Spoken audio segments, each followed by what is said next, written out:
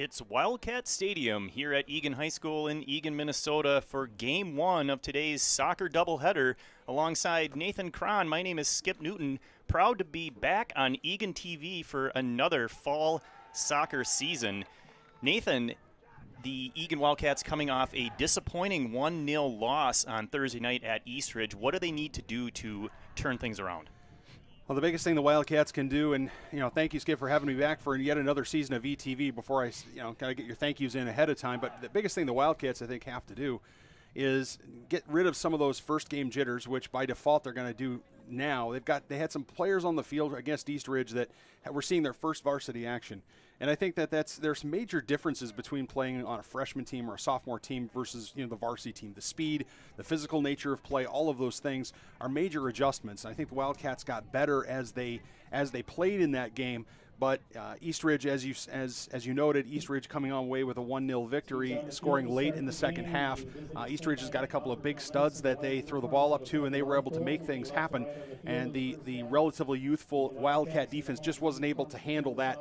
I suspect today Coach Boutuli is going to do whatever he can to give these guys some confidence. He's already made one change in the starting lineup from the Eastridge game, and hopefully they'll start the way they played a good bit of the game against Eastridge.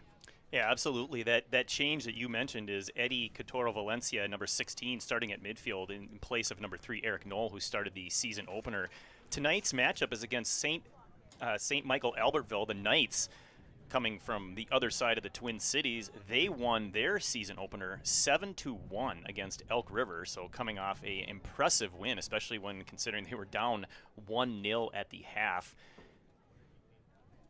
Eagan will be wearing their typical home blue uniforms going right to left across your screen. Just messing around here with the goal down to our right.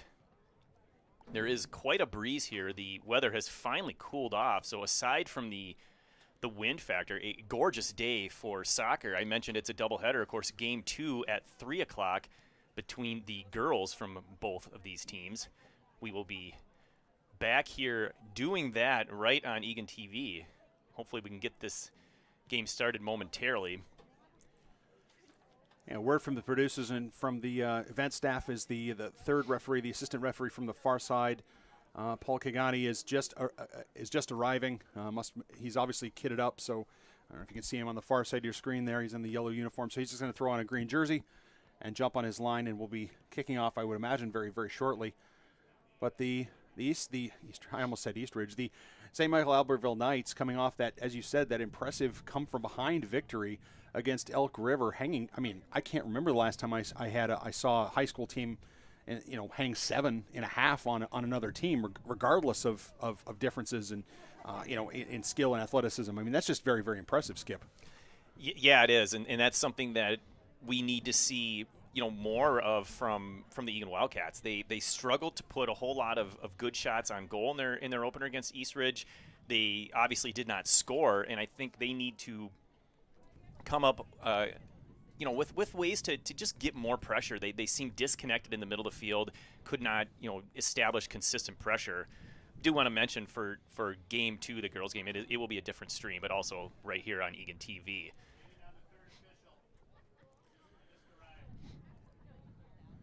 Third official now, Paul Kagani, taking his spot on the line.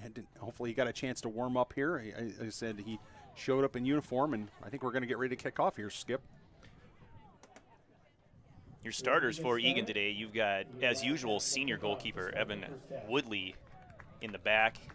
The back line, you've got Tarek Salim, Jake Sondag returning, his junior, both of these returning from previous years. In the middle, Peyton Jensen, another senior, as well as newcomer to varsity, Asher Brunette. We'll get the rest of the lineup here momentarily as Brunette fields this ball, Eagan with possession in their own end. Up to Sion Thapa, but that one goes into touch. Sion, also a newcomer to varsity, a junior, has started both games in the midfield position. Jensen with a header. Looks like they're going to call him from a push from behind, so an early foul here on Eagan. Quick restart by the Knights. Nice pass into the middle, quickly covered there. Number 10, that was Miko Jones. Started both games so far this season. The Knights controlling, looking to set something up. They're going to cross into midfield. That one's played off the chest and brought down. Quickly defended there.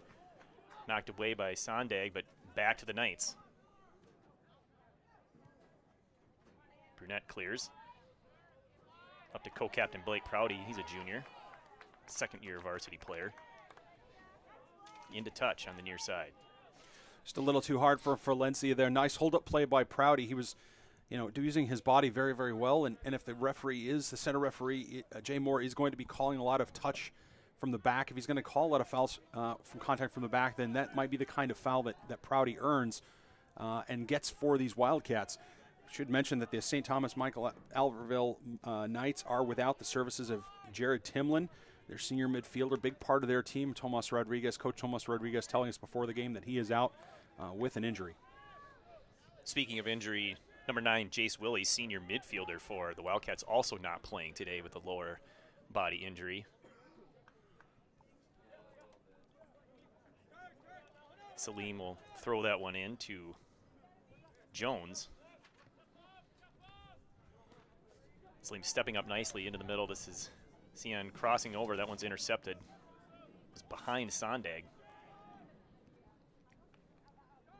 Jensen's going to play this one far into touch. It might make it all the way to Braddock Trail, Skip. Yeah, he got plenty of that one. Of course, lots of ball boys here, plenty of balls to keep the game moving. I know we're fresh off the Women's World Cup, and those of you who have watched that, Wildcats, wondering if maybe there's some differences, and there are, that we should take note of. Of course, most soccer at this age and this level, you're going to see 2 45-minute halves, but Minnesota high school soccer, for some reason, only 40-minute halves. And instead of counting up like you see in soccer, they count down from 40, so no stoppage time. However, they do stop the clock for goals, significant injuries, cards, that kind of thing. So just a few odd differences that I'm not sure why necessarily they're part of the rules. Maybe something they put into play decades ago and just no one's bothered to change them. One gets over Valencia. Oh, nice pass there. That's Brunette.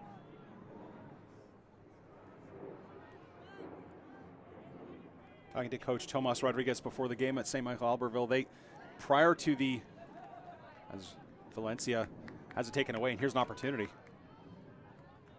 Nice team defense, both Brunette and Jensen squeezing that potential break, preventing that off. This is Johnson, senior co-captain, in the middle at his usual controlling or defensive center mid, also known as the 6. Up to Hackenmuller with a nice left to Prouty. One's on, and he heads it past the goalkeeper. He has an opportunity to shoot, and he just hits the post! Oh, an unfortunate miss by Prouty, who, based on club soccer action this summer, has a nose to put the ball in the goal. I was surprised that one didn't find its home for the first goal of the season for Eagan. Well, certainly that would be the kind of thing let Prouty do that 3 more times, he's going to score 2 more goals or 3 more goals, right? I mean, that's what he does, and he's shown a propensity to do it. As you noted, Skip, all through the summer club season, is got a whistle here and they're going to say that the ball went into touch, and it did. But to finish my point, with Coach Tomas Rodriguez before the game for St. Michael Albertville talked about how last year, especially early in the season, the Knights really were not doing a good job of finding link-up play in the attacking third. They just could not get there. They were good in the defensive third, okay in the midfield, but attacking third not very good, not very coordinated. With their state tournament run towards the second half of the year, they cleaned that up and really made some real strides and progress, and he expects that today. Valencia has it. Over to Hackenmuller. He's got space. Looking for Prouty, but finds a defender. Oh, nice takeaway there by Valencia. Now that's up to Prouty. It's 1-on-4, but somehow he comes up with it. Tries to get a left foot volley. Tough shot there as he was being harassed, and the ball was not flat on the ground. But I like the decision of he's in the middle, has a good angle. Also, roughly at the 18, and just trying to get a shot on the goal.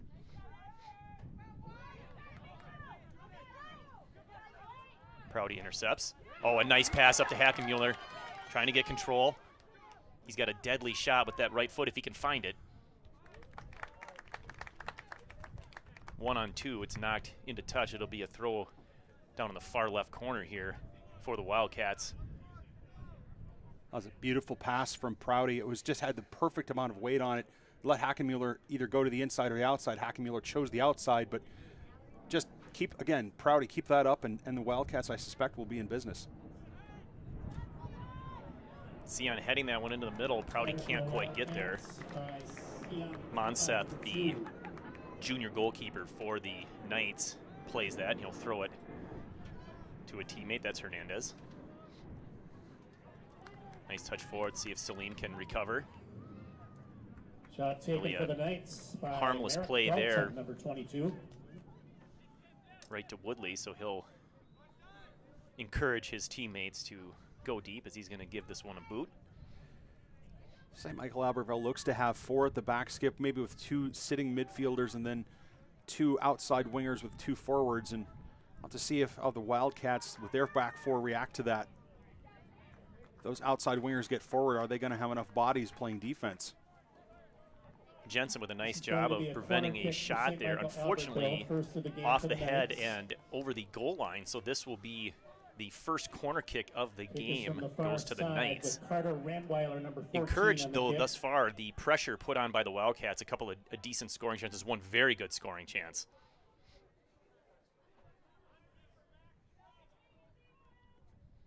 Everybody but Prouty back in the 18. Nice pressure there by Valencia. Oh, and here's a misplay in the middle, a wide open Knight, although we do have an offside call. Still, do not like to see a player standing inside the 18 right in the middle with no defender on him. That's That's not a habit we want to see our defense get into. Well, the defense on the initial corner was fine. The ball was played out just outside the 18, but like you said, Skip, just going to sleep on that second ball, that second or third touch. Nice step up there by Brunette. Johnson battling for it. Intercepted by Salim. Left foot trying to get it up to Prouty. Brunette is back. Oh, nice feint there. And a quick throw back to Woodley. Well done by Asher Brunette. Again, first year on varsity, steps right into one of the starting positions back at one of the center D along with Peyton Jensen. Jones volleys that one up. Here's Jensen. Well, it's such a difficult position to play on the pitch anyway, but to be stepping into it and seeing your first varsity experience, really, Brunette, it's a learning experience. Salim looking for options. Oh, flicked away by Jones. Unfortunately, too hard, so that goes straight to Monseth. Wisely coming off his line. Otherwise, that could have been a good scoring chance there for the Wildcats.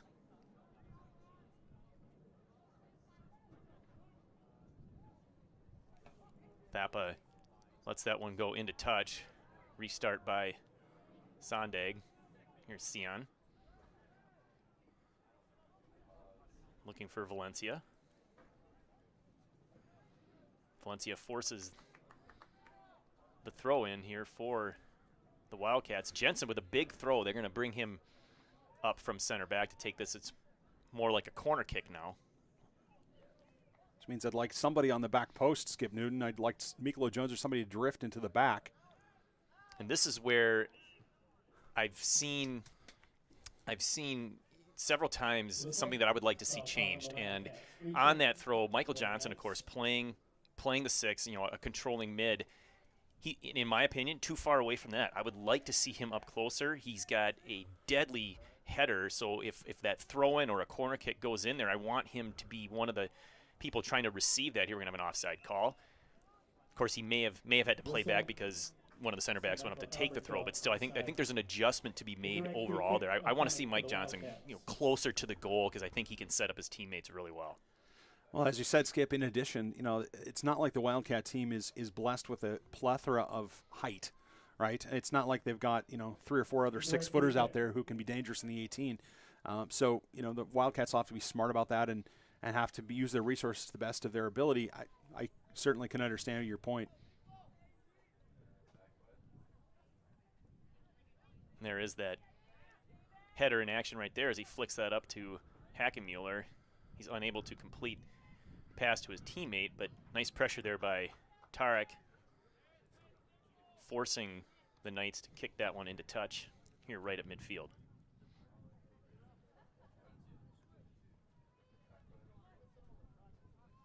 Over Valencia. Johnson. Jensen. Going to switch fields, but has nobody and ends up going into touch. Maybe took a little bit of too much time there. Needed to get rid of that one maybe a step sooner and further upfield. Very nice to see Peyton Jensen on the field. He has battled in the last 2 years for Eagan. He has battled serious injuries that have, of course, the soccer season is so short that any injury that keeps you out for more than a few weeks is a, quote, serious injury. But Jensen has missed so much time, but he brings such a level of physical play. Easy save by Woodley back there, right into his chest. Of course, yields no rebound. Just finished the 12th minute of a scoreless first half. Started off with a lot of possession by the Knights. Now Egan's done a little bit better of a job of getting possession. Here we're going to have a trip, unfortunately, breaking up a potential Wildcat run there. Hackenmuller had the opportunity and some space. Salim at the header. Mikolo Jones's back heel was he back-heeled more than the ball, I think, Skip. Oh, nice pass, Salim. Johnson has it. Good control, but can't find a teammate. I'll head that one over to Salim. He can't win the 50-50 ball. Brunette pressures. Oh, and here's a shot. That one's blocked by Jensen. Here's a left foot hooking, but not enough. It's going to go wide left. That was a nice left foot from Dalton from the far side. If it had some real curve on it from where we were sitting at that, if that had been steered on net or on frame, that might have been really tricky for Woodley.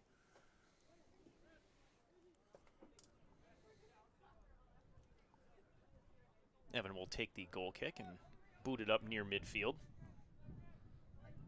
Header goes to Prouty. Misplayed by the Knights. Prouty has it now. Back. And there's a little confusion there as neither Wildcat went for it. This one is onside. There's an opportunity, and he's dragged down from behind. That is an obvious foul and probably an obvious card. It's outside the 18. There will not be a penalty kick, but we'll have a stoppage, and this is an easy one. Yeah, it's an easy yellow. It's an easy yellow. There was another defender right next to him, and you're outside the 18. I don't think this is a dog-so situation. It's not a dog-so situation, so you're not going to see a red card there, but certainly a yellow card, and that absolutely makes sense.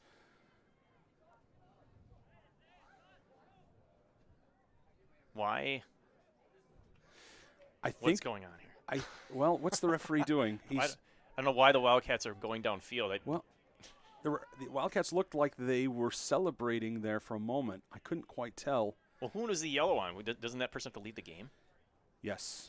Whoever was issued the yellow card needs to leave the game. I wonder if he's trying to call, if he's saying that there was a push at the same time as the trip, and he may call the push from the. No, it is a booking. Yes. Yeah, he already displayed the yellow. Yep. Yellow card caution on the Wildcats. Asher Brunette, number 14. Unfortunately, he didn't feel like he being Brunette that he could rely on his speed to defend that, and felt like he had to grab on. So into the game, number 24, sophomore John Tesdall. Interesting substitution there. Yellow card was issued for a reckless John tackle played on the Wildcats. very little in the first game. Play resumes. Would have anticipated maybe going with somebody with a little more experience at varsity at center back.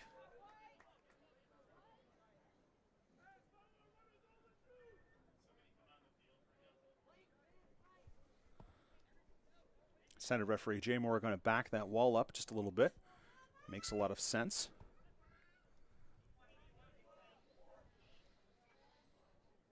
Knights will stand over this. Looks like Miller, and I can't see the other number, but Miller's certainly one of the two. And a four-man wall.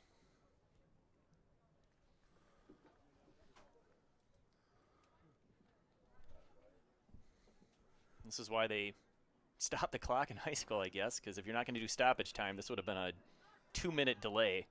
Oh, it's on the ground and gets through the wall. Fortunately, Woodley paying attention. Boy, a shot on the ground should not ever get through the wall. That is not a good thing. And I think that was Miller. That was a crafty little shot, too. It had some bump on it and some movement. The Wall's going to have to be careful. If they have the opportunities like that again, they're going to have to be much more careful. That was a great touch, and here's Davis on the run trying to win that. He cannot. Beautiful passing at midfield there by the Wildcats. This one goes back to Jensen. He's going to play it up, but not out. Salim there because of possible handball. Yes, thank you. Of course, that was on number 5.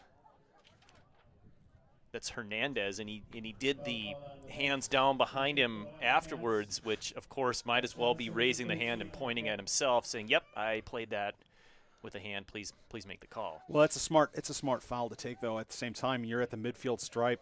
I mean, just odds are you're not going to get a great scoring opportunity off of that, and it breaks up the opportunity for the other team. Salim has it. He's going to head that one forward. Touched by Sion. That was nice. Prouty's got it. He plays it back to Sion. Give and go. It's unsuccessful, but that's now with Hackenmuller. Can he get that deadly shot off? Well defended.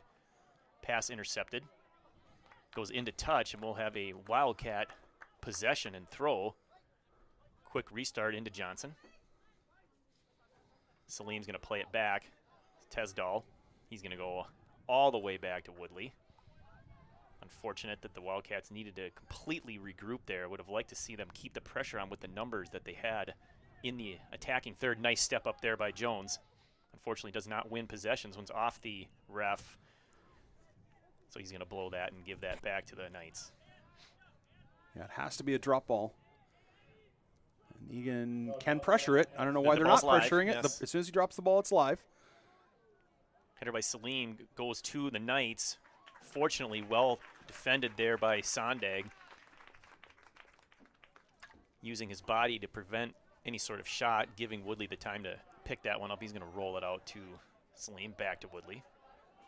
Saw the Wildcats ignorant of that rule last year in the section semifinals against Rosemount, giving Rosemount way too much space on a dropped ball towards the midfield, which set up Rosemount's tying goal. It's important that these players, all of them, understand the rules. A drop ball does not require a 10-yard window. It only requires 2 yards. And once the ball hits the turf, it is live. It is live. That's right.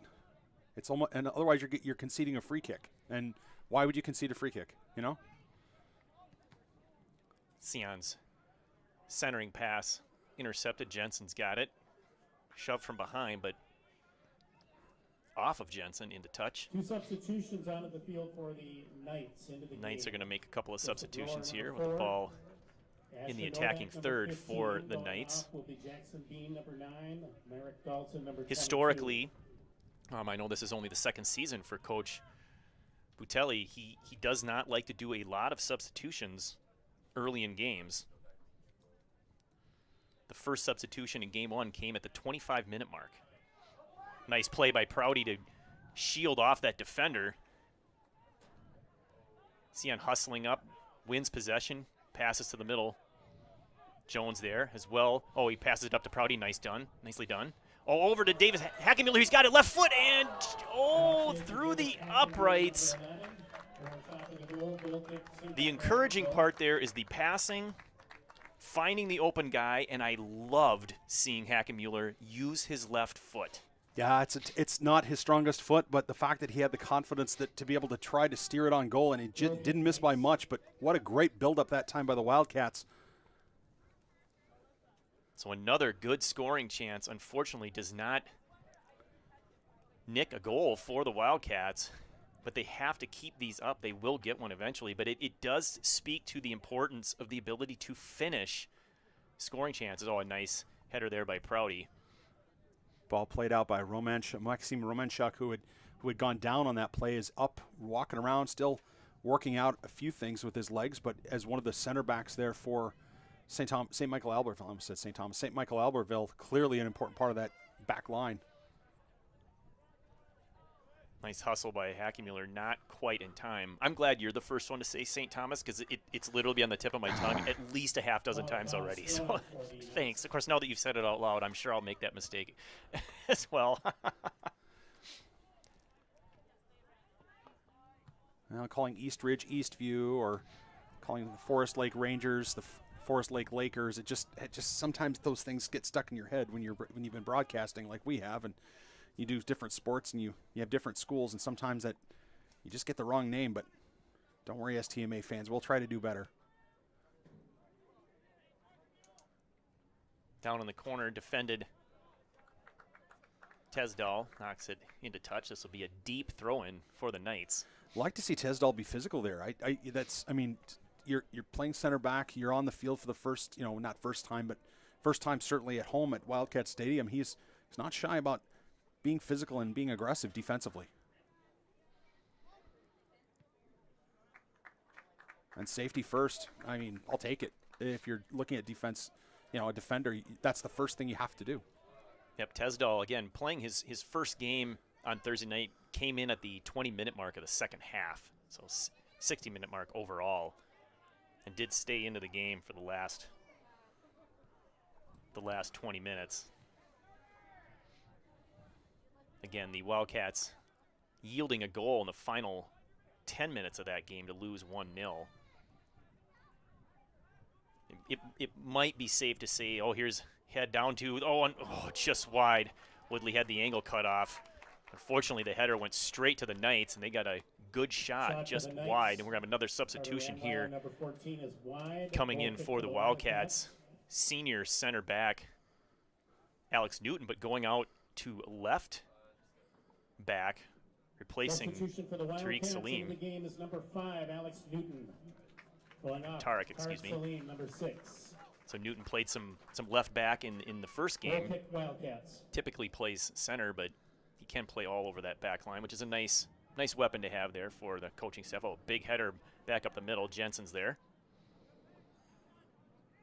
Tesdall, a few headers. Oh, here's a shot. It's a blast off the pipe. What a rocket. So both teams now have hit the pipe. Spider Miller, number 12, off the goal post. I think that was Merrick Dalton, 22, if I'm not mistaken.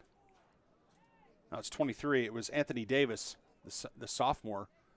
That thing was absolutely a screamer. Miklo Jones coming off the field in is number 3, Eric Knoll, sophomore. Going off is number 10, Miklo Jones. Did start game 1.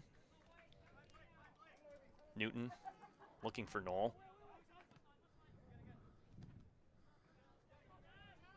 In the middle, Jensen playing that. Newton's got it. Sion doing a nice job being physical. Not the biggest kid on the field, but boy, he definitely out-physicaled his opponent there. Well played. Well, they often say it in football, Skip, low man wins, and Sion had that going for him. Tesdall with some good one-on-one defense there. Sondag over to Jensen. Cleared but not entirely out. Here's some of that ball control that we saw early from the Knights as they immediately turn it over. Davis is going to go long for Prouty. It's one-on-one. I like the chances here. He also has a teammate to the right. He's going to feather one through. It's a great pass. Here's a scoring opportunity. A shot and a goal! The first goal of the season is the first goal of his career. Number 16, Eddie Cataro Valencia, on a beautiful pass by Blake Prouty, the junior co-captain. A great goal and a 1-0 lead here for the Wildcats. Well, it's well-deserved. It's well-deserved for the Wildcats there. A nice attack. And credit to Prouty. Not only did he keep his composure, but the way he used his foot, I think he used the outside of his right foot to put some spin on that ball and curve that ball into Valencia's path. Credit to Valencia controlling it, taking only one touch, maybe 2 touches outside, and then putting it past the keeper. Keeper really was kind of left on an island. Monseth, does he come out? Does he try to be aggressive? Does he stay back on his line? But in any event, it's 1-0 to the Wildcats.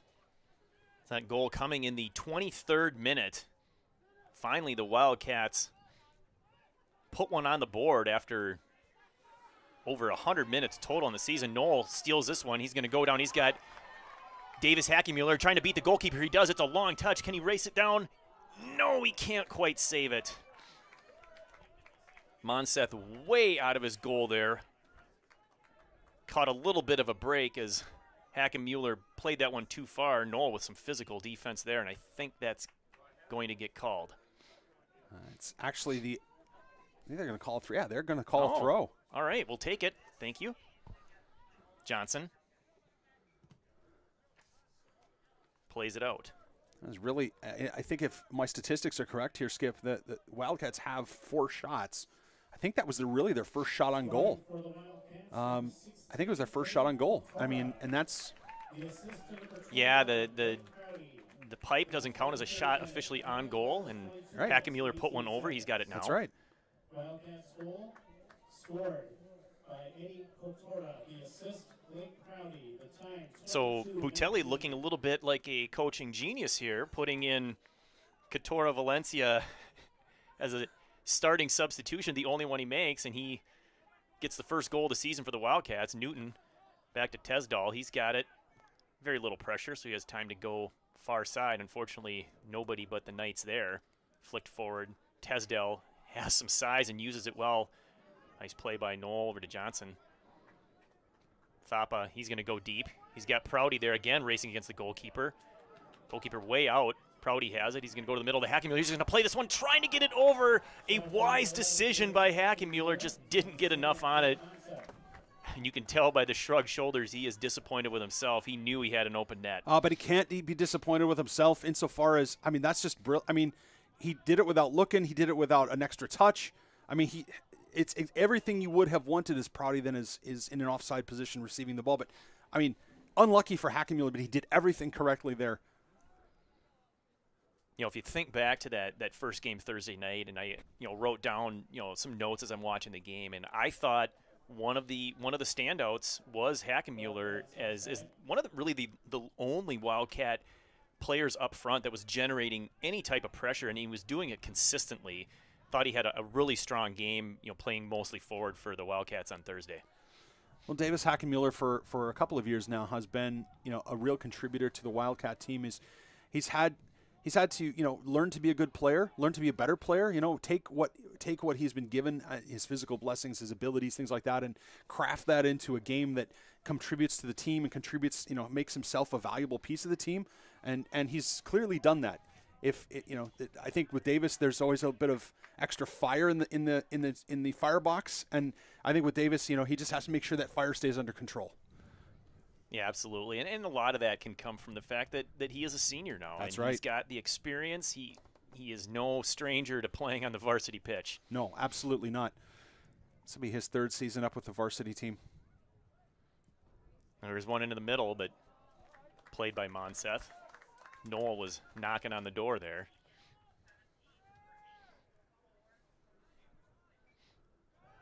Monseth's going to throw this one out. Hernandez, defended by Noel. Good pressure from behind. Forces it back. Misplayed, but worked out. Here's Newton with a right foot right up to the goal scorer, Katora Valencia. He gets it back. Is able to turn, trying to get it to Prouty. Prouty's really been the quarterback, if you will, of this offensive attack. He's just distributing the ball so nicely today over the head of Sion.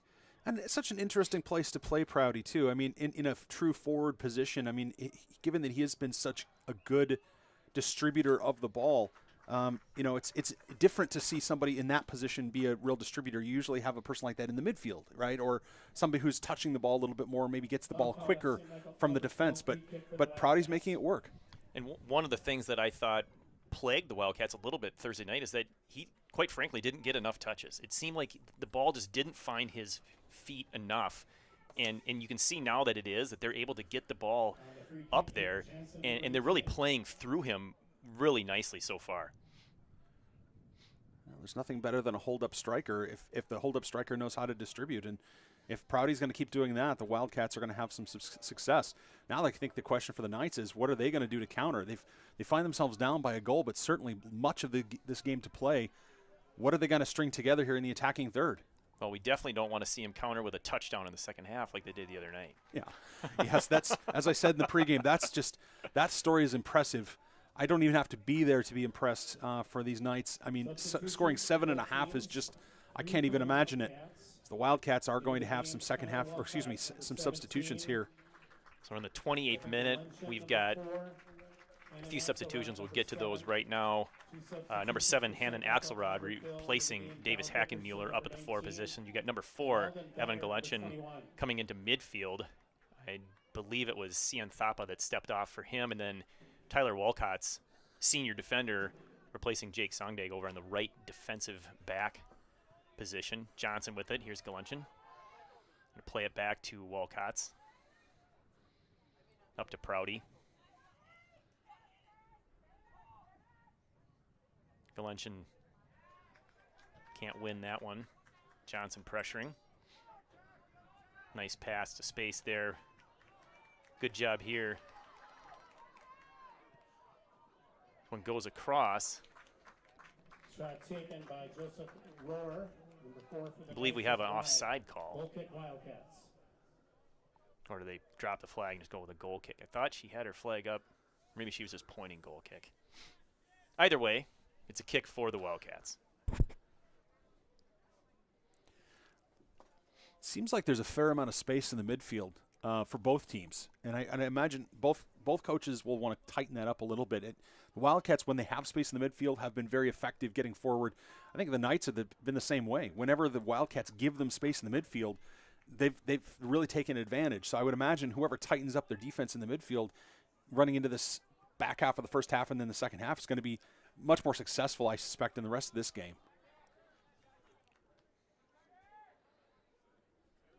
Tesdahl defending. Here's Newton. Good communication there. Knoll with an aggressive attack defensively, and they're going to call that off of Knoll, so we're going to have a corner kick here on the near touch. Knoll arguing the call to no avail. Well, Knoll and Rohr laughing at each other. I think I'm not sure if Rohr's saying, "Come on, dude, you know that's a corner," or if he's saying, "Oh, I got away with one there." But in either event, it's a corner kick for the Knights. Second one, and it's an instep kick with the win, so this could be a little bit tricky. Oh, nice head there by Tesdal. Maybe the most height on the field for the Wildcats, and he uses every inch of it. Trying to get it up to Axelrod. He shoves from behind. That apparently is not going to get called. He could have blown a whistle there. When headed past Newton down the near touch, he's going to shield this one, escorting it into touch. The only thing I could think of was that maybe Axelrod, there was contact, but the player was already going that direction so hard that him falling down it's a 50-50 challenge. Maybe that's what the referee's thinking. Johnson, nice dispossess there. Glenchen back to Johnson. He's going to control. He's got three people around him. Uses Valencia well. Toro Valencia. This is Johnson again. He's pushed from behind. No call. Felt he got enough ball. Got his shoulder in front. So now it's counterattack here for the Knights. Someone's got to let Johnson know that player's coming. Someone's got to. I mean, that could have been disastrous. Yeah, he did not respond as if he knew the player was there, because otherwise Johnson's usually quite good at using his body to shield the ball, getting rid of it in time, finding an open player.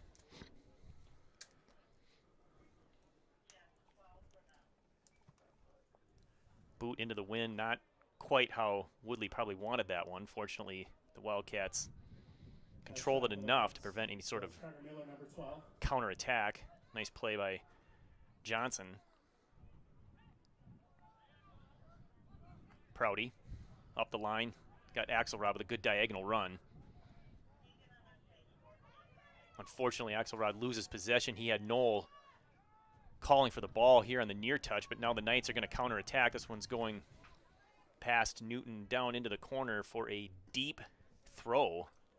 Newton, so far, he can't throw this one in because he's got nobody in the vicinity. We'll get a substitution here for both teams.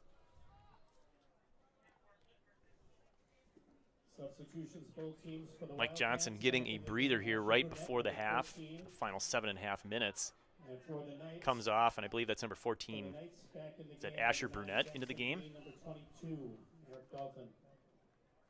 Yes, it is. Brunette into the game. So interesting. We talked about this earlier, I think maybe even before the game, suggested that Brunette might be an ideal person to play that controlling midder, and here he is stepping in for Johnson at the end of the first half.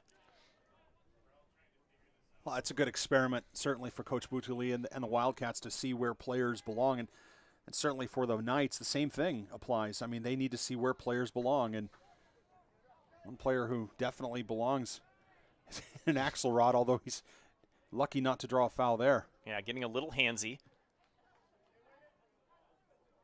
Burnett and Newton trying to control. They can't. Jensen with that long ball early. Oh, and here's a slam to the turf. Yep.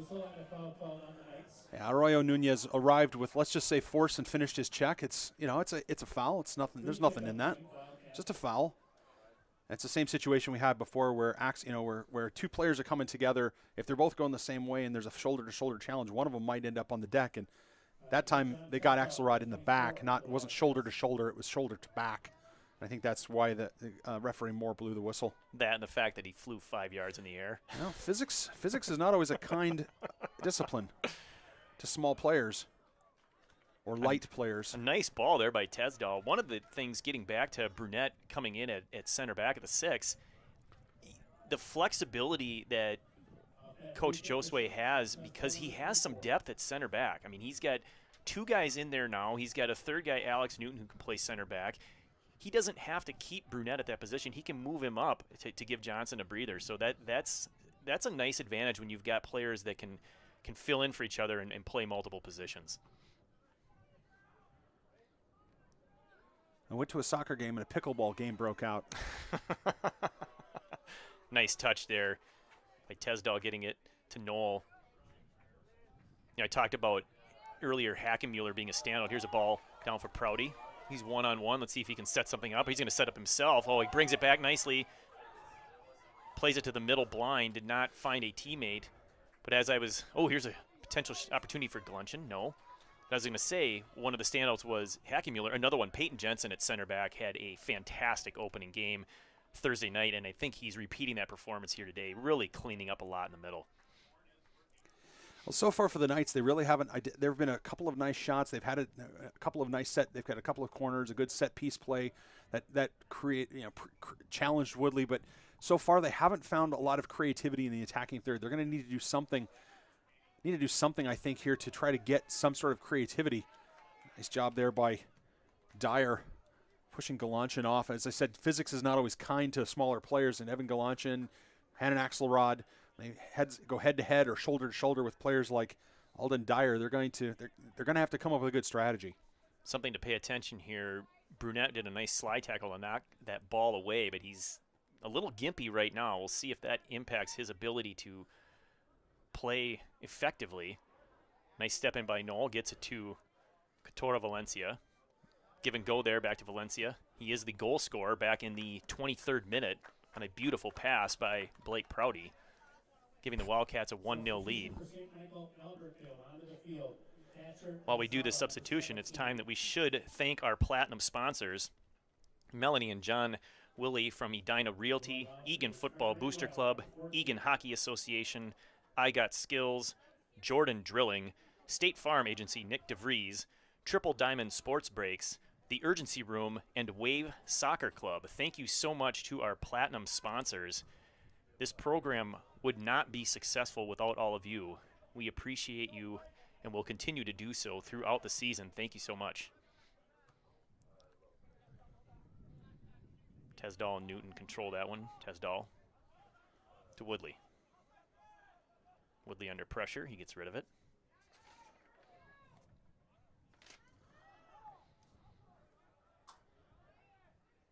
Wildcats was able to get a piece of that in the air, keeping it right around the 30 of the football field. Now pressuring, trying to catch up. He cannot. Oh, it comes in the middle. It's wide open. Oh, nice play. Tesdall in the right spot. We have a golden opportunity here for the Knights, but I think they maybe got a little cute. Probably should have fired that shot. Tesdall, absolutely. And Woodley was on the deck, I think, and struggling to get back up in time, and Tesdall with a great clearance.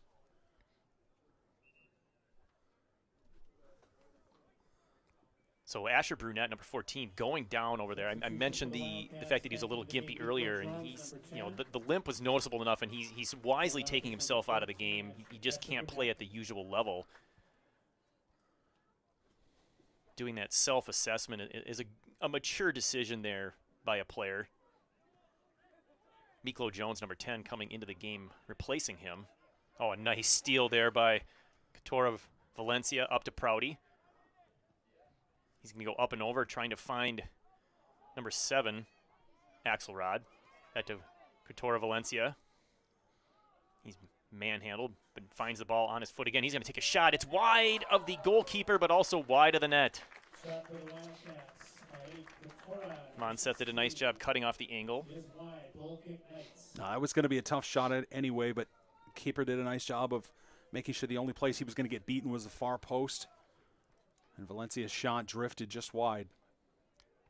In more cases than not, I'm going to reward the footballer for making the decision to put the ball on net.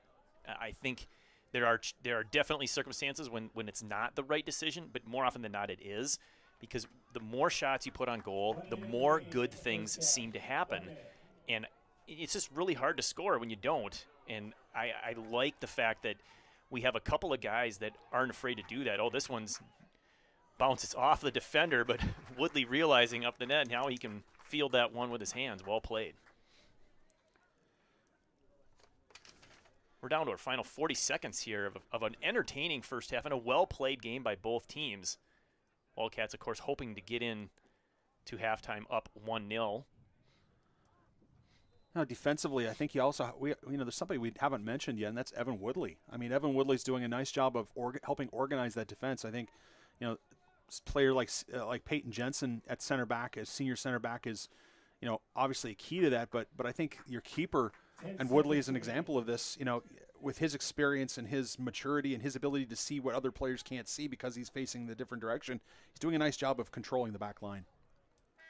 And a really, really wise decision there by Woodley with just seconds left. Just boots that one into touch, ending the first half. A well-played first half by the Wildcats. They're going to go into halftime with a 1-0 lead. We will be back a few minutes before the start of the second half to kind of recap half one and also preview half two. For Nathan Cron, my name is Skip Newton. This is Wildcat Soccer on Eagan TV.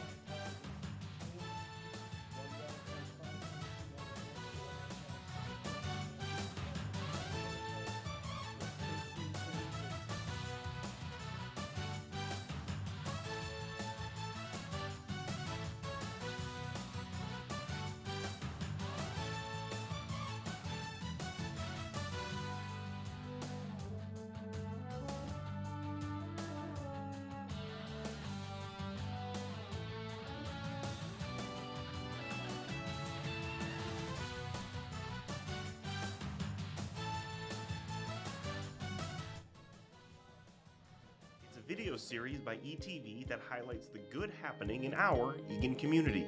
Stories of people reaching out, giving back, or shining a light on the people who make Eagan great.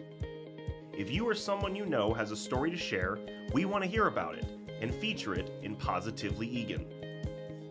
Visit cityofeagan.com/positively-Eagan to submit your story and watch previous episodes.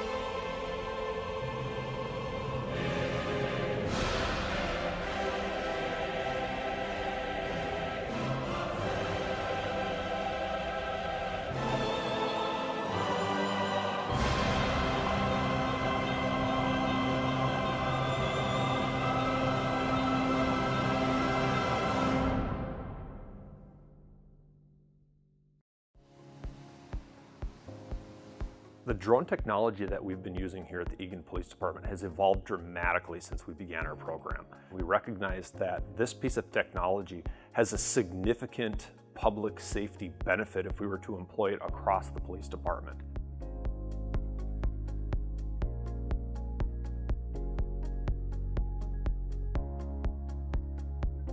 Drones are a smarter and safer approach to calls because it allows officers to be able to slow calls down. We aren't rushing in to see what's going on. We're kind of taking our time or watching from a distance sometimes, and drones gives us the ability to do that. It's a complicated process to become a drone pilot because not only do our officers have to learn how to fly the drones and gain competency in all of the areas surrounding their use, but they also have to receive a license from the FAA as a commercial drone pilot. They kind of have to hit the books and be familiar with drones, airspace, in addition to kind of like the flight restrictions and like the weather and cloud patterns. There's a lot of type of calls that benefit from having a drone available. It's primarily incidents where we're searching for somebody. You have kind of the vulnerable adults or kids. You have individuals that flee on foot. It allows us to kind of cover a lot of ground. We have the capability of putting a drone up in the air within minutes of that 911 call and start searching. Anytime we have a situation like that, every minute counts. We've done a lot of outreach with different community groups. We've gone and talked with Rotary. We've gone and done demonstrations for kids. They see how valuable the drones actually are out in the field. Outreach is really important for the drones because it helps people understand why we're using them and how effective they are, and it helps show that these really are good tools for de-escalating situations and should be invested in the future.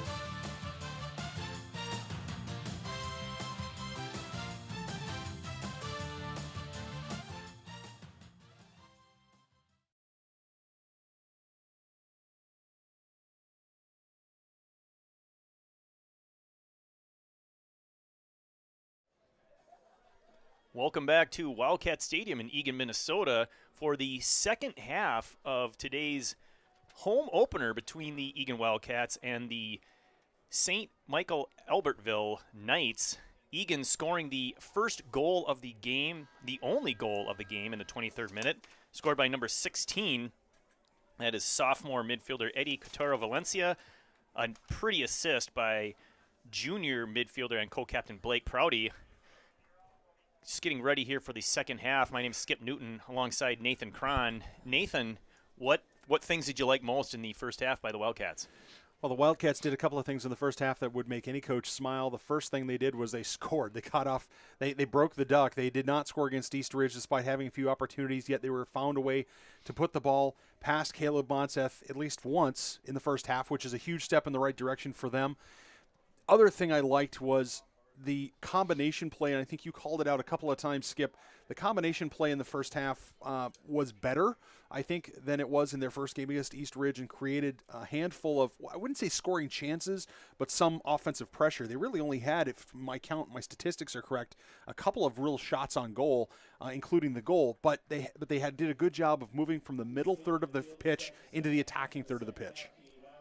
Both teams did hit the pipe, so both goalkeepers the benefactors of that, as Blake Prouty had a golden scoring chance, just put one off the pipe before the Eagan Wildcat goal, and then later in the first half, a rocket volley by the Knights, blasting one off the pipe for the Wildcats. We do have a goalkeeper change here, taking advantage of the fact that it's a non-conference game, perhaps, is Coach Butelli replacing Evan Woodley is number 0, Zachary Rojas, a sophomore goalkeeper, will come in, play the second half. It also appears that usual right back defender, number 8, Jake Sondag, moving up to a midfielder position. The Wildcats playing in their home blues, going left to right. Now they will have the benefit of the wind at their backs. Replacing Sondag at right back is senior defender Alex Newton. So he's pressuring on this one and plays that one off. Up to Prouty, does a nice job of winning the ball, as he did much of the first half, trying to spin through 2 defenders. Here's Sondag. Centering. Sion. Prouty.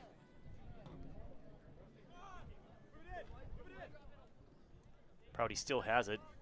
Finds Johnson. Quickly defended. Dangerous pass back. Salim back to Tesdall. Getting significant action in the first half. Will stay on the field here. I think Butelli liked the combination of Peyton Jensen and John Tesdall, a sophomore defender in the middle. Perhaps the St. Michael Albertville coaching staff, again, because it's a non-conference game and early in the season, the Knights have also made a keeper change. So Monseth has been replaced and withdrawn, and Derek Bott, the other junior goalkeeper, is in net between the sticks for the Knights. Johnson has it now in the middle of the pitch. Trying to hit Thapa. That one's directed all the way across into the Knights bench. So that's Tariq Salim. Typical starter at left defense, throwing that one in. The goal scorer, Couture Valencia, had it. It's cleared now to this side. Newton up from defense. He'll throw this one in, looking for either Sondag or Couture Valencia. He's got Valencia in the box. Nice touch there. Looked to spin and shoot, but that one's knocked away. Sondag's going to track that one down. Newton. Oh, a nice play by Sion. Salim. Errant pass up for Hackenmuller. Oh, clever little flick, but Johnson's there. Hackenmuller, nice hustle from behind, but can't quite win it. This one's going to go deep.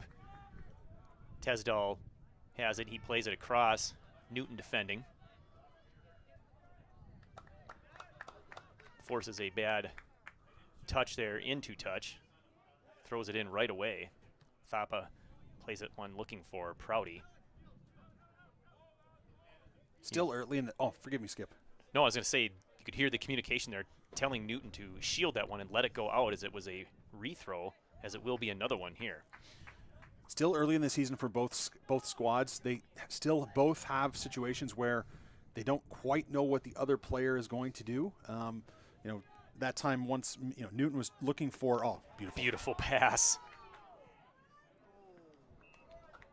Would have preferred to see, and maybe he was trying this and it just didn't quite execute, would have preferred to see the negative pass there instead of trying to sharp angle that one into goal. Bring that one back out and see if you can't get somebody, coming in closer to the 6.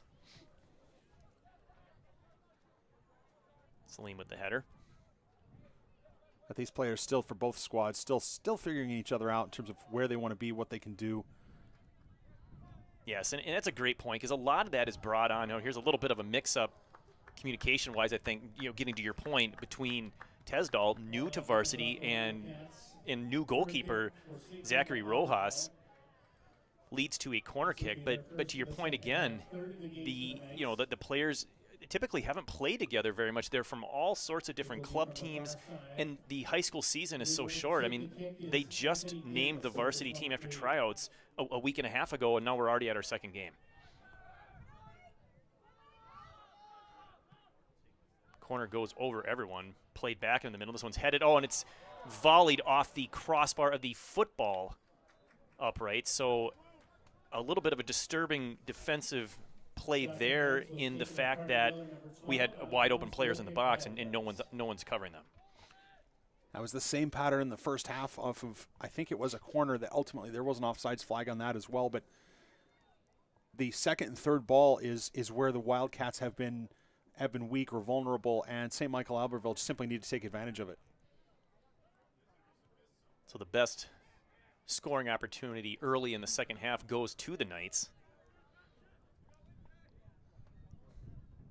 We're just finishing up the 45th minute. Again, 2 40-minute halves in high school soccer. No stoppage time. Prouty crossing, looking for Hackenmuller. He's hacked. Johnson with the head, looking for Prouty. Oh, a nice little touch there, trying to find it to his teammate, Toro Valencia. Back to Prouty. Finds Hackenmuller just offside. Looked like he did get a step ahead. This shot is for naught. Would not have counted. Good call by the AR on the near touch here. Looked to be a step ahead from my view as well. Yeah, I agree. I concur with you, Skip. I think Davis was just off, but it's that type of play or that type of ball from Prouty that's, it's already created one goal. There's no reason not to keep going to that well. Yeah, Prouty just doing a magnificent job today of distributing the ball, really being, the quarterback on the field and seeing teammates possessing, putting not only the right passes to the right teammates, but the right touch on the ball as well to make it a ball that's well received. Newton steps up, deflects that one. Thapa slides but realizes he can't get there, so quickly recovers. Yeah, nice of Thapa not to go hard into that, I should say, Tapa. H, I guess, is... I was told before pregame it was actually silent, but my bad. That's. I'm just looking at my pronunciation. We went through pronunciations for the other team. We didn't go through the Wildcat pronunciations. That's my fault. But I like that Tapa didn't go in with his leg or anything like that. Didn't risk a foul. Didn't risk getting booked, anything like that, because he knew he just wasn't going to get there. I mean, if I'm gonna mispronounce a Wildcat player, I would go with the standard. Woodley, a goalkeeper, maybe Wodele or something like that, but as we've heard so frequently. We'll get to that in future games. Again, senior goalkeeper Woodley out after the first half. Just, getting some time for sophomore Rojas. No other reason. Here's a free kick at midfield. Johnson wins it with the head, as he often does. Jensen steps up, does the same. Well played there by Jensen. I always get nervous with these boys. These high boots, it just always make me a bit nervous that someone's going to take one flush on the noggin. Newton high in the air for that. This one's volleyed by Ranweiler, but into touch. Newton, big throw, finds Toro Valencia. He can't control that one. Stolen by the Knights onside, but they couldn't get a shot. Good pressure there by Tesdals. That shot goes way over the net. Shot taken by Alex Hernandez, number 5. Looks like this will be another corner kick for the Knights. They've had more corners in this game than the Wildcats so far. The wind is, again, going left to right, so away from the net. And this is a right-footed kicker, so no chance of hooking that one in. But a nice ball into the middle. That one's headed over. This one played on the ground. I believe that was Tesdal knocking that away. Prouty tracks it down before it goes into touch. Trying to find Tapa. Barely played into touch. That could have been disastrous for the Knights. Quick restart, well played. Sondag. I think got that one in the air a little higher than he would have liked. Tapa really wasn't left with a lot of options there. He couldn't, just had to wait for that ball. Cleared by the Knights, defended by Jensen. Newton steps up, plays that one up to Johnson. Flicked forward. Knights ball. Tapa, Johnson. Settles things down, looking for a teammate, harassed from behind. Gets it to Salim on the far side. He's taken out, that has to be a call. I think they're just gonna call a throw. A little surprised that wasn't whistled for a free kick. Oh, it is a kick, there we go, okay. Well, the assistant referee was a little bit, let's say, ambiguous in his signal.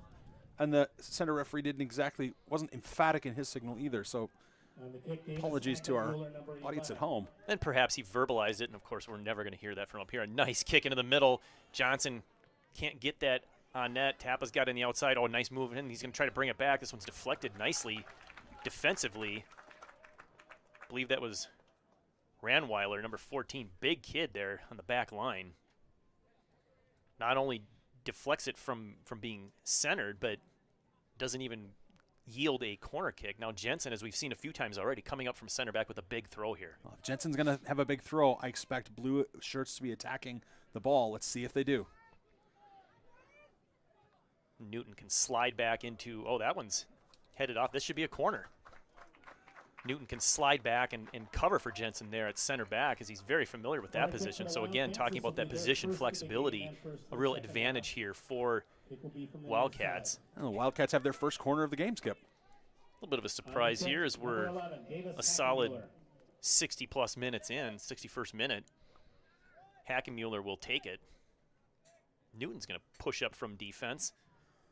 Johnson volleys. Oh, keeps it down nicely. Well played there by Bott.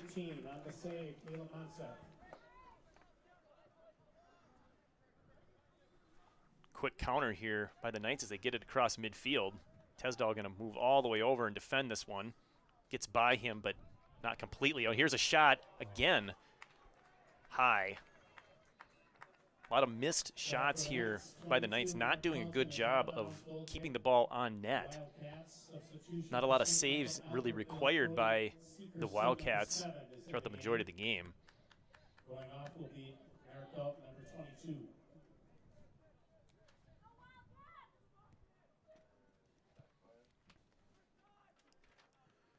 Knights haven't really changed, at least don't appear to really change their formation at all, just trying to find the right combination of players to trouble the Wildcats offensively. A little lack of movement there by the Wildcats as Heckenmuller had no one to pass the ball to, so he was just forced to boot up field and into touch. Here come the Knights past midfield.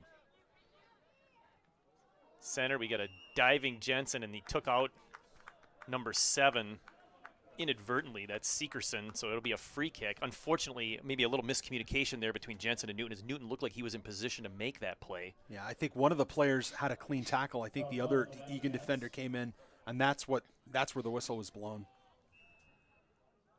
So we can have a stoppage for the injury.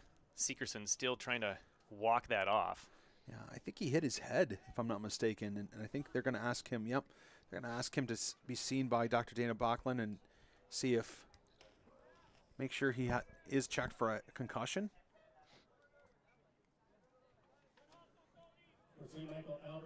Meanwhile, the Wildcats will set up the wall, 3-man. Of course, they're too close to the ball because why wouldn't they be? Of course. Measuring off 10 yards on a football field is hard math, apparently. Mm-hmm. Although I prefer to think of it as a bit of gamesmanship. Not sure they really had to delay things with the stoppage of the injury, but yeah, exactly. It's not like there's going to be a quick take on that.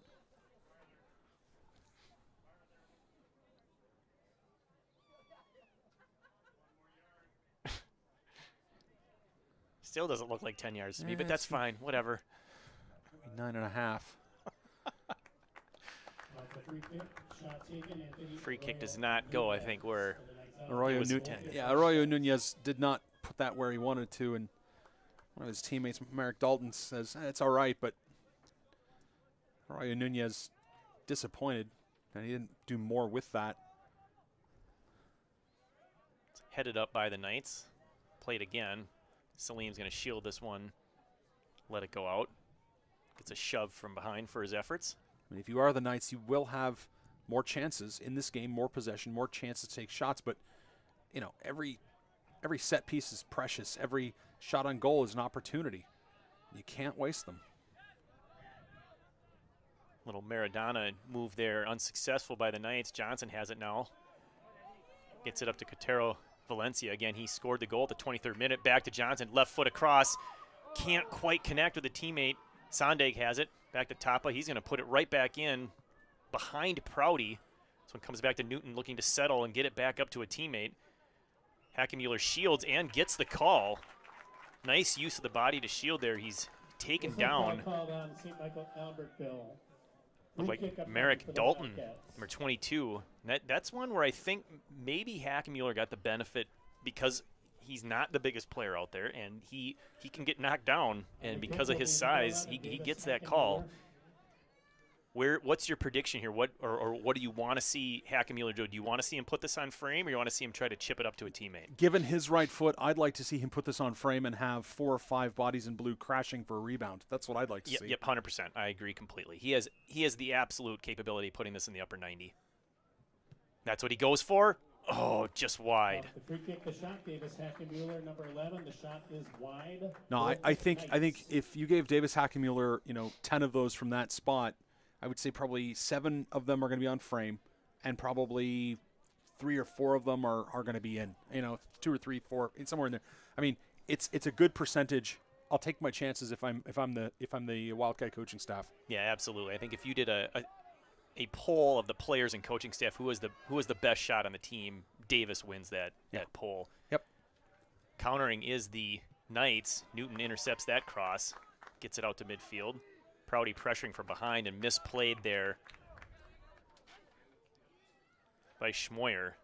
It's a little bit of a break. Yeah, the Knights had something there. They had it was about a 3-on-3 going the other way, but what bothered me the most was that until Tesdall stepped up, it looked like they were just going to give him yard after yard after yard, and the closer he gets, the more danger there's going to be. Nice shield there by Cotero Valencia, up trying to get that one to Hackenmuller, but he is outreached by Bott off his line. Well played.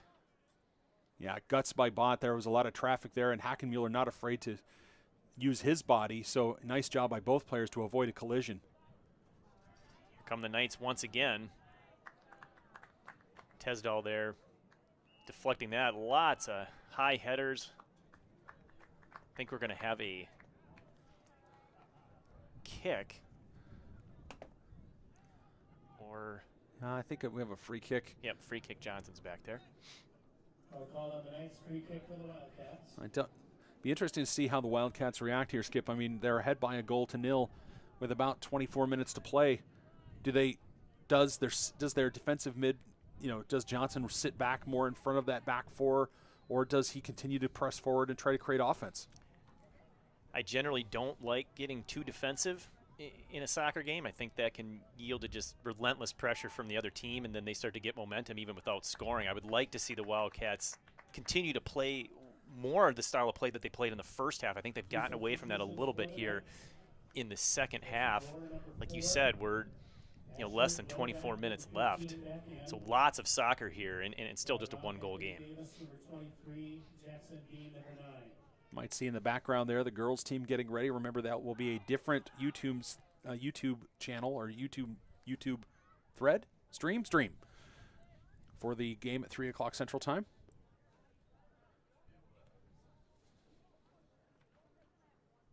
This one bounces over the fence for a ground rule double.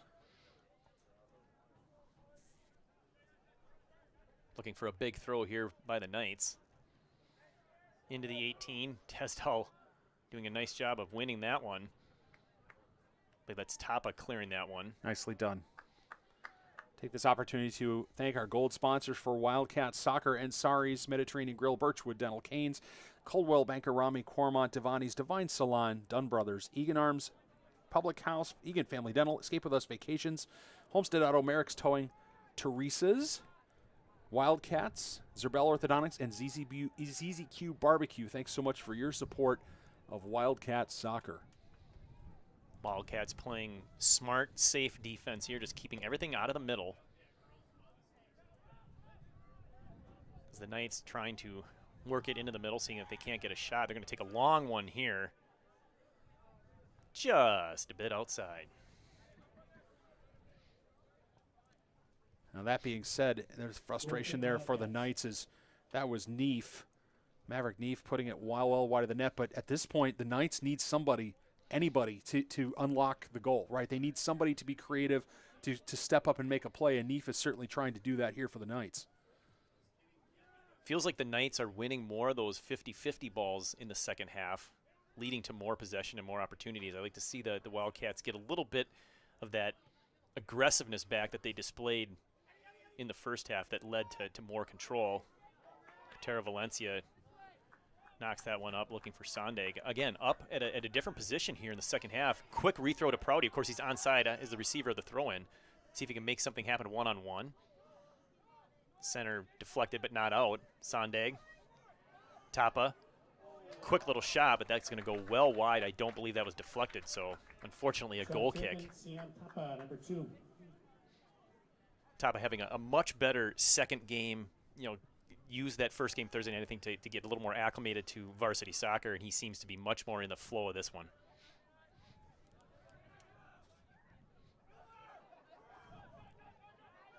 Sondag coming back defensively. Of course, he's well-versed playing defense. Going to help his team out. Tesdal didn't really have a whole lot of options over there on the far side, at least avoided the corner. But it will be a deep throw-in on the far touch, just a few yards away from the corner flag. Tesdal thighs that one out.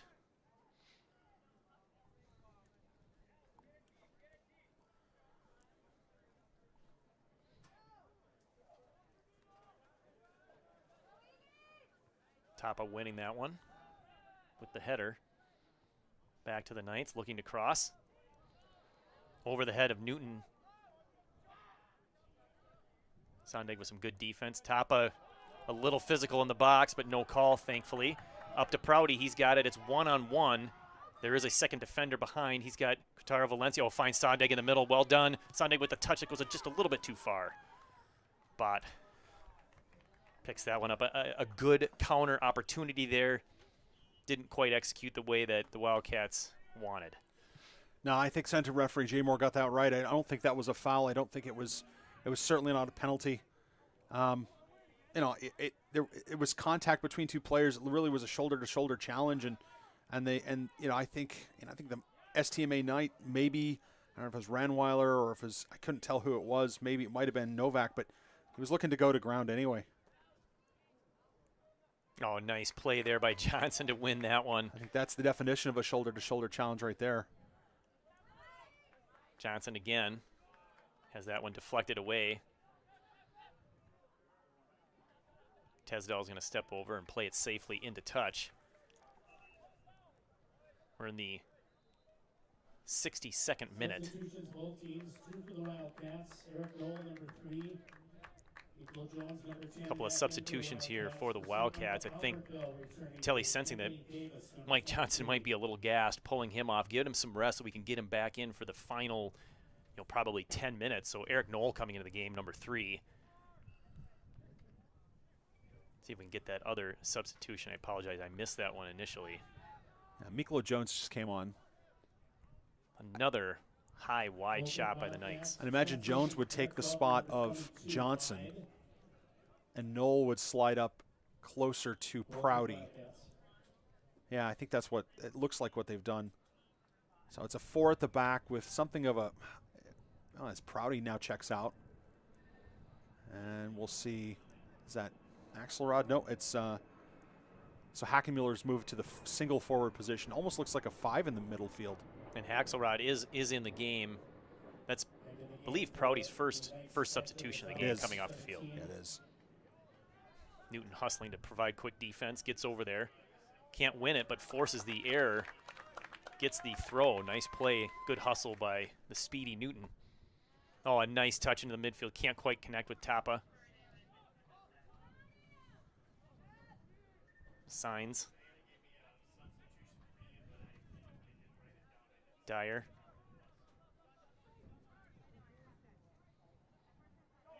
Pressure by Jones.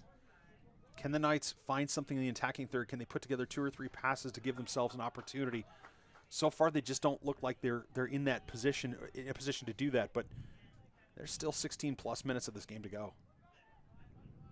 Tapa defending, lets the guy get by him. Jones does not. Sondag had no one to go to. Newton recovers. Looked like maybe a handball, no call. Newton's going to just play that one out of there quickly.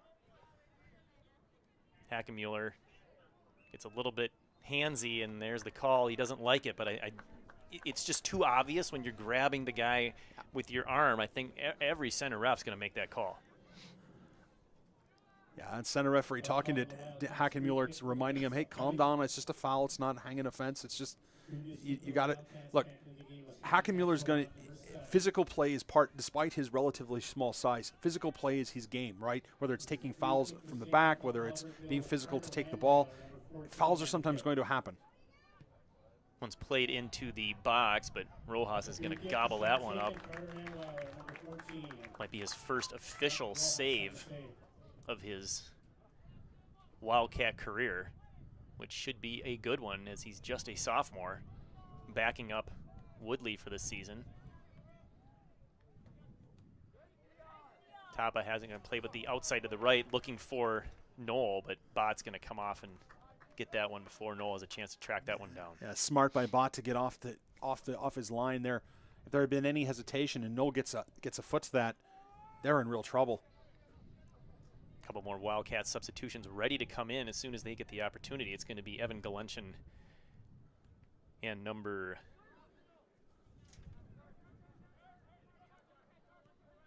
17, Tyler Walcott's. The Knights have it on the far side, pass it back. Opportunity to shoot potentially is shut down there by Jones. This one gets by the Knights. Kicked off Axelrod. Knights looking to make a substitution as well.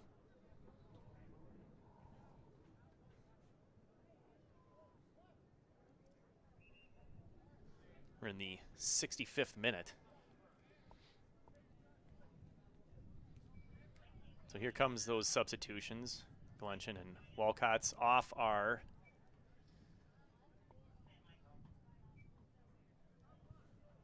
too tough to tell there. We'll get you that in just a little bit. Tapa leaves, number 2, replaced by Galenchen in the middle. Galenchen immediately playing the ball. Number 4 back in. Tyler Walcott's number 17 back in for the Wildcats. As long as this game remains within one goal, I think you got to be looking to get your senior leaders back on the field here for the final 8 minutes. You know, guys like Prouty, Mike Johnson, you'll give them a breather, but you're going to want them back in the game, I would suspect. Imagine sometime before the 10-minute mark they will come back.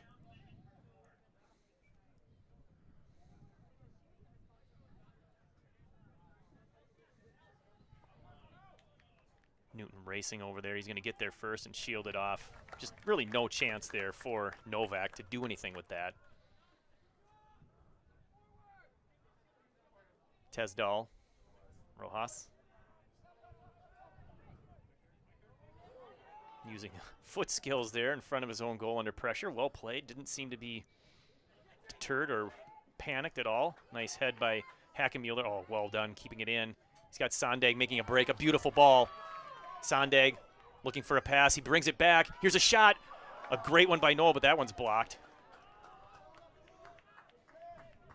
Nice passing by the Wildcats. Now the Knights look to counter. Newton defending. He'll play that one out. That was an absolutely brilliant block by Neef. I mean, just that. I mean, he hit it. It was hit clean. It was headed towards goal. If Neef doesn't block that, I mean, Bot's got a problem. I mean, he's got it's going to be a challenging save for him. So off our numbers 23 Davis, I believe number 15 Novak. Jackson Bean, number 9, back into the Knights. Jackson Bean, number 9, into the game. Previously back into the game was Alex Hernandez, number 5 for the Knights. Sondag heads that throw. Galenchin deflects it and goes off of number 19, Dickerson. I think that's the definition of bad luck. Head flick completes. Newton quickly over to defend. Give and go. Nice pass. Newton with a sliding play. Can he keep that one from a corner? He does. Heady play there by the senior. Throw deep. Tesdal shove from behind. And we're going to have a goal kick. Center referee, I think he may have called a foul there. Foul, yeah. He may have called a foul there. It looked like he was signaling, yeah, free kick. It's going to be a free kick. A foul as Tesdal earns the free kick, smartly using his back to get out of danger. It was a pretty two-armed extended shove from behind. I mean, that's it's an easy call for a referee. It's an easy one to call on the offensive player because everybody in the stadium can see it. Alex jumping in front there. Alex Newton. There's a call and maybe some confusion. Knocked away to delay the play is the team, the Knights, who are trailing. So I'm not sure delaying the play is the right call. I also don't know what was called, but it's an indirect kick. Was it obstruction or? I think he's signaling it either it might be, I don't know. I honestly don't know on that one. I don't think it was offside. I did not see the offside flag come up from the assistant referee, so I have to think that there was some sort of other infraction. Foot race there between Peyton Jensen and would-be attacker is almost always going to be won by Jensen. Not only is he fast, but has the size and strength to shield the defender off. Of course, Rojas coming off his line to play that one, and now it's going to go all the way back into the defensive third for the Knights. Pass is deflected out by Sondag.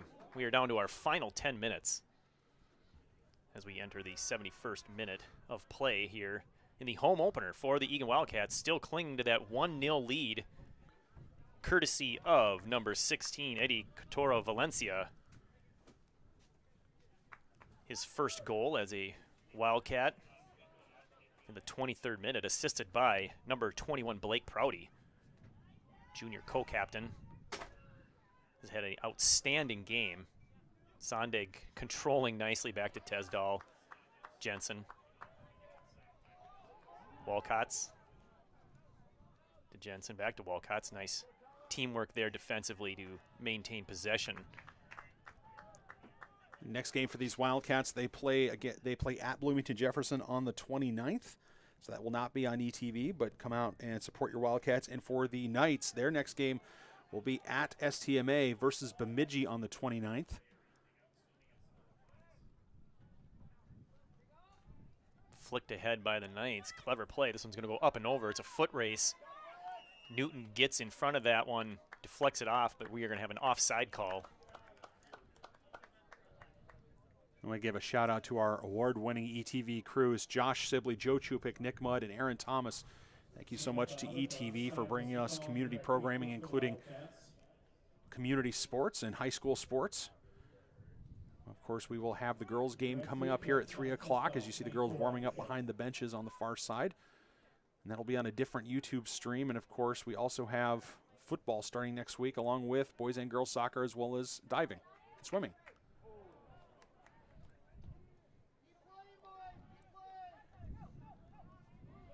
Wildcats, well done winning that ball. Not easy to be running the wrong direction with a guy right on your back, pressuring you from behind, but Wildcats, another one of the senior defenders, has the experience to stay calm and make that play. Jensen shoved from behind, and that will be an easy call. The Knights have outshot the Wildcats. In terms of shots on goal, though, the Knights have had a few more, but honestly, you can't think in the second half here of any real good scoring opportunities for the Knights. No, their best opportunities have probably resulted in errant shots, quite a few high or wide or both.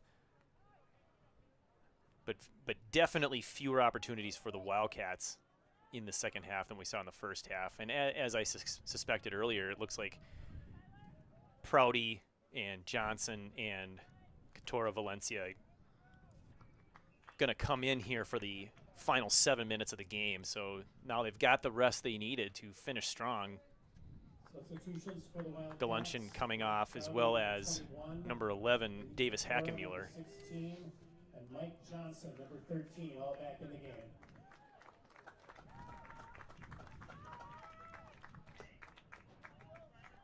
Sondag staying at that right midfield position. Interesting switch there. Like we tell you, it's one that I'm intrigued to see how this plays out if this continues as the season progresses. Jensen slowing down the attack, not stopping yet. Gonna be a shot on the ground.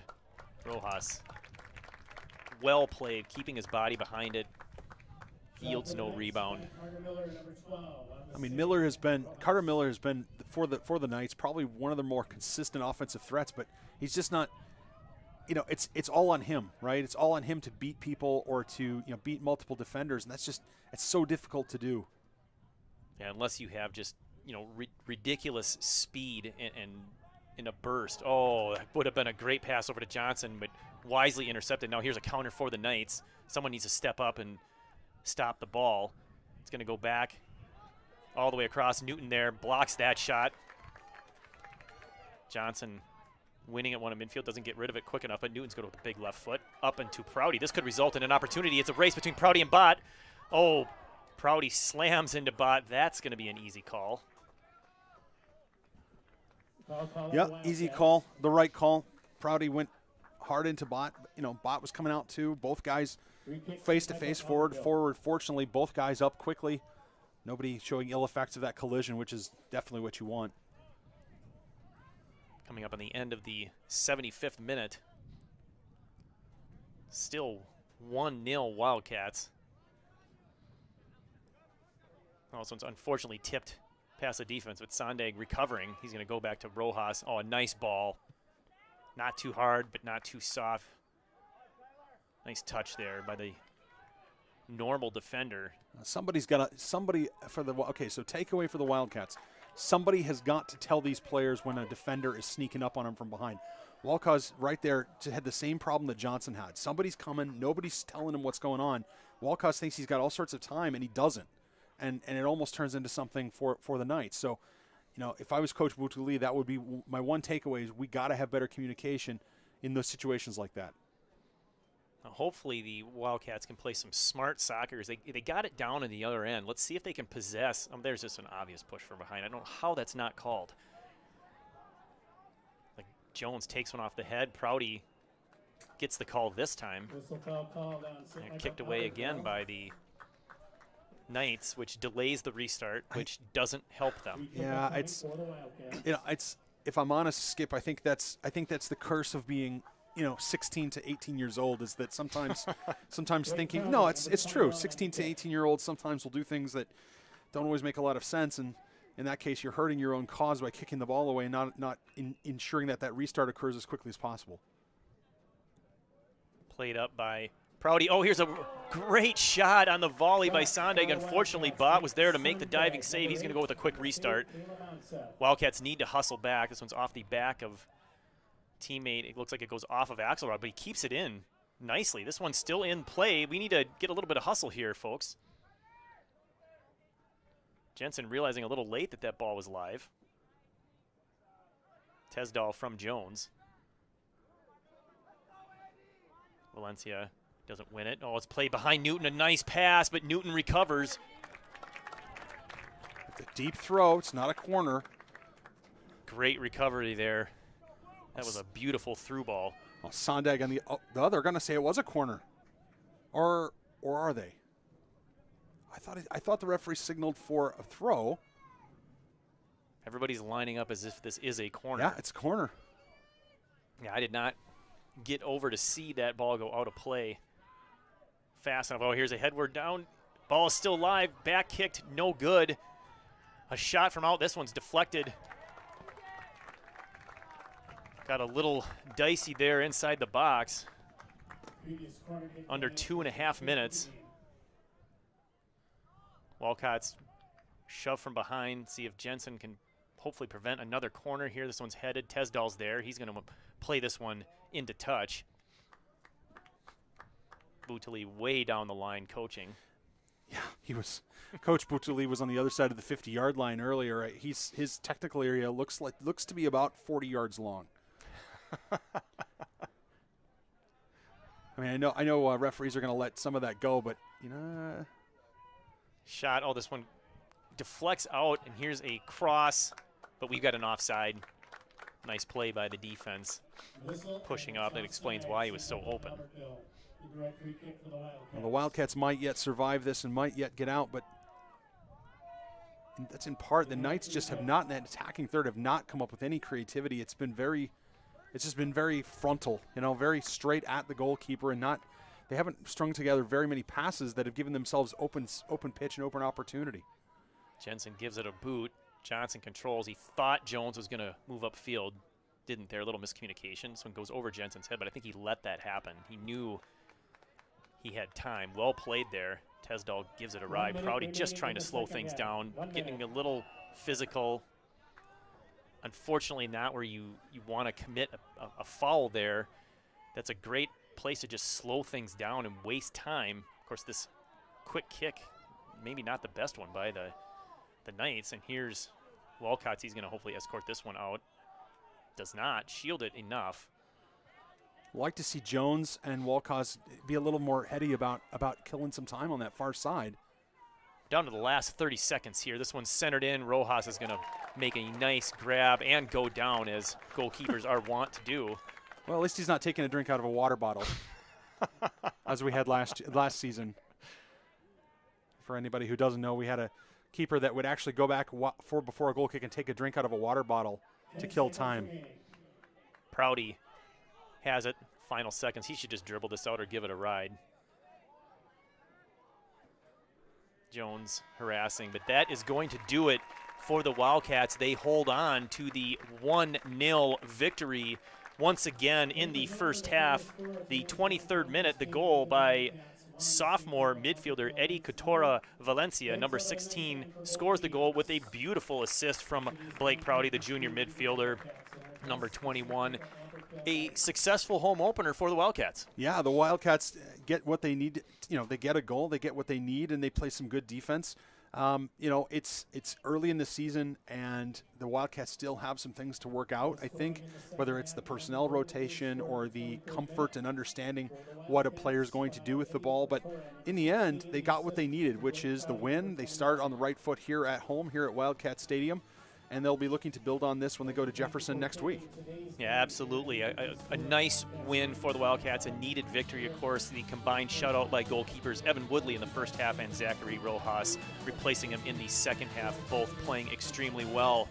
This will wrap it up for the boys portion of today's broadcast. Again, it's a doubleheader. We will be back on a different stream for game number 2 between the girls of both of these squads. For Nathan Cron, for Eagan TV, my name is Skip Newton. Thank you so much, everyone.